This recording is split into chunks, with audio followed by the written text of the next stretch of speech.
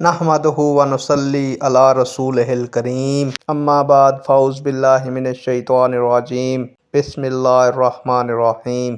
الصلاۃ والسلام علیک یا رسول اللہ وعلی آلک و اصحابک یا حبیب اللہ۔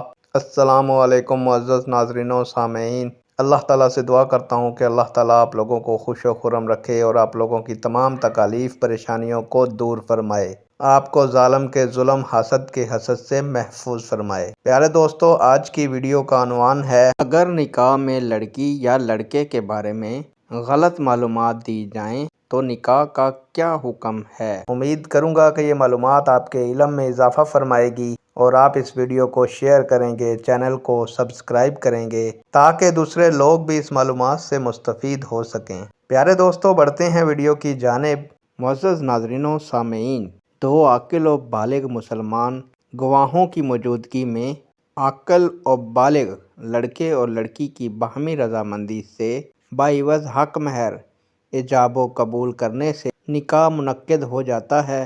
اگر نکاح میں لڑکے اور لڑکی کے کسی شدید جسمانی عذر کو چھپایا گیا ہو یا لڑکی لڑکا دکھائے اور گئے ہوں اور نکاح کسی دوسرے سے کیا گیا ہو تو ایسے نکاح کو نکاح فضولی کہتے ہیں۔ یہ نکاح تب تک منعقد نہیں ہوتا جب تک دھوکہ کھانے والا فریق اس نکاح کو قبول نہیں کرتا، لیکن جس لڑکے اور لڑکی کو دکھا کر شادی طے کی گئی تھی ان کے نام، تعلیم، عمر یا کاروبار کے بارے میں غلط معلومات دینے سے نکاح کے انعقاد پر فرق نہیں پڑتا۔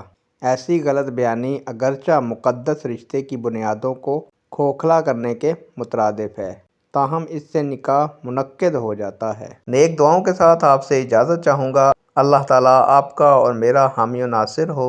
اللہ حافظ۔